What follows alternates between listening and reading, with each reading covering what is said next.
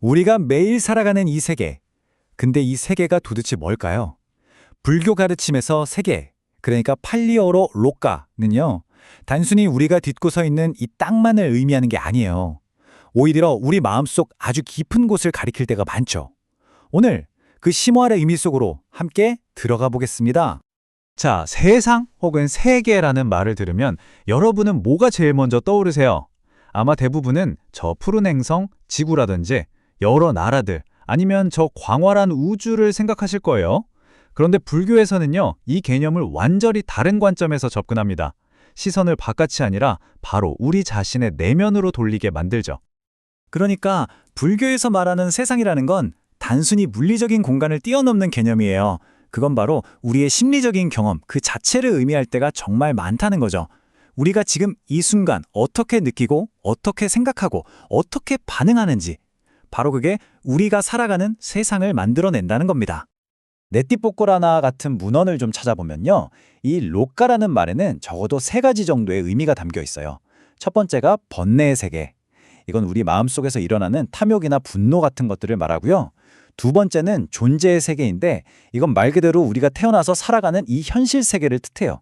그리고 마지막 세 번째가 감각의 세계입니다. 우리의 눈, 귀, 코, 혀, 몸, 그리고 마음을 통해서 경험하는 모든 것. 그게 바로 감각의 세계죠. 결국 세상은 저 멀리 있는 게 아니라 바로 여기, 내 안에 있다는 거예요. 진짜 흥미롭지 않나요? 아니 근데 왜 이렇게까지 세상에 대해서 알아야 할까요? 그게 왜 중요할까요? 그건 바로 우리의 괴로움, 두카와 아주 직접적으로 연결되어 있기 때문입니다. 우리가 경험하는 이 세상에 우리가 어떻게 반응하느냐, 바로 거기서부터 모든 고통이 시작되는 거죠. 우리가 나다, 내 세상이다 라고 여기는 이 모든 경험 있잖아요. 불교에서는 이걸 아주 체계적으로 5가지 묶음, 바로 오온으로 나눠서 봐요.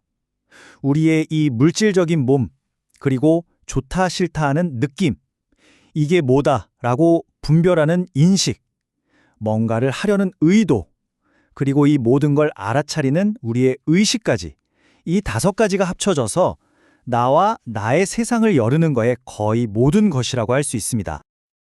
자, 이제 정말 중요한 지점이에요. 경전에서는 아주 명확하게 이야기합니다.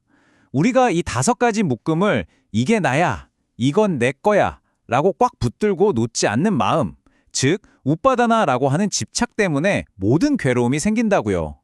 결국 세상 자체가 나쁜 게 아니에요. 그 세상을 대하는 우리의 집착이 모든 고통의 근원인 셈이죠. 자, 그럼 이제 시야를 좀 더 넓혀 볼까요? 이 로까라는 말이요, 방금 말한 그런 내면의 세계 말고도 또 다른 의미가 있거든요. 불교의 우주관에서 이야기하는 다양한 존재들이 살아가는 영역을 뜻하기도 합니다. 경전에서는 이 로까를 로까다뚜라고도 부르는데요. 이건 하나의 세계 체계를 말해요. 우리가 보통 생각하는 그런 우주랑 비슷한 개념이라고 보시면 돼요. 수많은 존재들이 태어나고 머무는 여러 차원의 세계를 의미하는 거죠. 경전을 보면요, 우리가 지은 업에 따라서 태어나는 세계가 정말 다양하게 나와요. 지금 우리가 사는 이 인간계도 있고요. 훨씬 더 큰 즐거움을 누리는 천상계도 있죠. 반면에 끔찍한 고통을 겪는 지옥이나 악귀, 축생 같은 악처도 있고요. 아주 깊은 명상 상태에 들어간 존재들이 머무는 불화흐마의 세계까지 정말 상상 이상으로 다채롭고 광대한 우주관을 보여줍니다. 그러니까 보세요. 저 멀리 있는 우주적인 세계나 지금 내 마음속에서 일어나는 심리적인 세계나 결국 그 뿌리는 같다는 거잖아요. 이걸 완벽하게 꿰뚫어 보신 분이 바로 붓다입니다. 그래서 붓다에게는 아주 특별한 칭호가 붙죠. 그게 바로 록과 위두예요. 말 그대로 세계를 아는 분이라는 뜻이죠. 이게 그냥 세상을 안다는 게 아니라요, 세상이 어떻게 생겨나고 어떻게 사라지는지, 그 안에서 왜 괴로움이 생기고 또 어떻게 하면 그 괴로움에서 벗어날 수 있는지, 그 세상에 관한 모든 것을 남김없이 아신다는 의미입니다. 아니, 그럼 그렇게 모든 걸 다 아는 분이 왜 굳이 이걸 사람들에게 가르쳐 주셨을까요? 한 경전 구절이 그 답을 알려주는데요. 바로 세상에 대한 연민 때문이라고 해요. 세상 속에서 헤매면서 고통받는 모든 존재들을 향한 그 깊은 연민심이 그 가르침의 시작이었던 거죠. 그런데 말이죠, 이렇게 위대한 가르침이 사실 아무 때나 들을 수 있는 게 아니라는 거예요. 정말 놀랍게도 한 경전에 따르면 하나의 세계 체계에는 오직 단 한 분의 붓다만이 나타난다고 합니다. 동시에 두 분의 붓다가 나타나는 일은 절대로 없다는 거죠. 이 사실 하나만 봐도 우리가 지금 붓다의 가르침을 만났다는 게 얼마나 드물고 소중한 기회인지 알 수 있습니다. 자, 그럼 이제 가장 중요한 실질적인 얘기로 넘어가 볼게요. 세상이 뭔지 알았어요. 그럼 이제 이 세상의 괴로움을 어떻게 넘어설 수 있을까요? 그 길은요, 세상을 등지거나 도망치는 게 절대 아닙니다. 경전에서는 우리가 이 세상을 살면서 절대로 피할 수 없는 8가지 바람이 있다고 해요.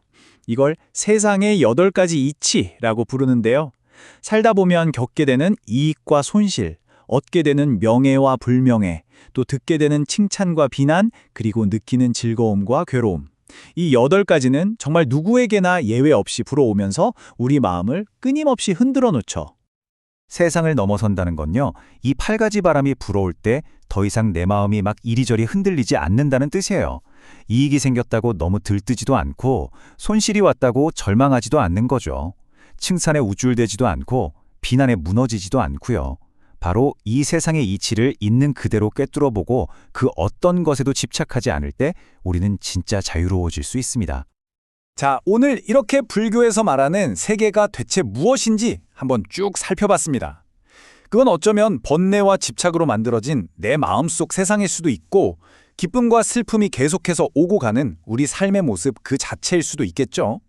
이 이야기가 끝날 때쯤 스스로에게 한번 질문을 던져보는 건 어떨까요? 지금 이 순간 당신의 세상은 어떤 모습인가요?